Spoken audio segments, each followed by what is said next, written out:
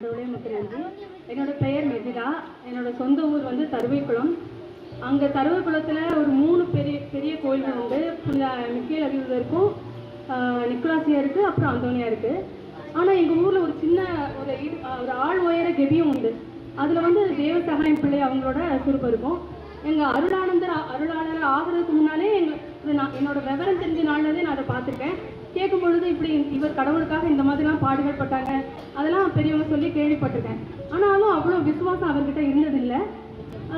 போன மே மாதம் இங்கே கலைச்செல்வன் ஃபாதர் முன்னாள் பங்கு தந்தை அவங்க வந்து அவங்க வாழ்க்கையில் நம்ம இந்த ஊரில் இருந்து நடந்த சாட்சிகள் அவங்க சொன்னாங்க. ஒரு 3 அதிசயங்கள் சொல்லி சாட்சி சொன்னாங்க. அப்போது நீங்களும் வேண்டுங்க, உங்களுக்கு அதிசயம் நடக்கும்னு சொன்னாங்க.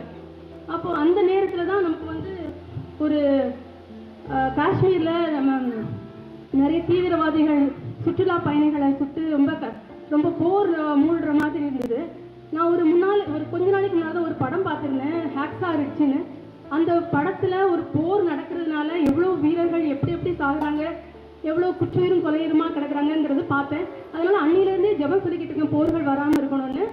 அந்த இதில் வந்து உயிர் இல்லாமல் இருக்கவங்களும் கீழ் இடுப்பு இருக்கும், குடல்லாம் வெளியே கிடக்கும், அந்த மாதிரி காமிச்சிருப்பாங்க. மேல் மண்டை மட்டும் இருக்கும், உடம்பு இருக்காது, கை கால்கள் இல்லாமல் தனித்தனியாக கிடக்கும். அது இறந்த உடல்கள் அப்படி இருக்கும். அதே மாதிரி உயிருள்ள ஆட்களும் 2 கால் இல்லாமல், கை இல்லாமல், கண் இல்லாமல் அப்படி தான் உயிர் கிடச்சிருப்பாங்க வீரர்களை பொறுத்தல. அப்போ அது வந்து எனக்கு கொஞ்சம் ரொம்ப பாதிச்சுது. அப்போ இதே மாதிரி தானே காஷ்மீர்லேயும் சண்டை நடக்க போகுதுன்னு ரொம்ப வருத்தமாக இருந்தது. அப்போ நான் வந்து ஃபாதர் சொன்னதுனால நான் அதை நினச்சி வேண்டினேன், போர் நடக்காமல் இருக்கணும். ஆனால் இது வந்து கையை மீறி இருக்குது, பெரிய விஷயம். ஆனாலும் போர் நடக்காமல் இருக்கிறதுக்கு உங்களால் நீங்கள் கடவுள்கிட்ட பரிந்துரை பண்ணுங்கன்னு வேண்டினேன். ஆனால் அது ஒரு 2 வாரத்துக்குள்ளே, மே மாதம் முதல் வாரத்தில் நடந்தது. அது 2 வாரத்துக்குள்ளே அந்த இது சுமூகமாக ஓரளவு இதோட பெரிய போர் வராமல் முடிஞ்சுது. அதுக்கு நன்றி, கடவுளுக்கு நன்றி. பரிந்துரை செய்த தேவ சகாயம் பிள்ளைக்கு நன்றி. கடவுளை போற்றுகிறோம். தேவ சகாயரே, உங்களுக்கு நன்றி.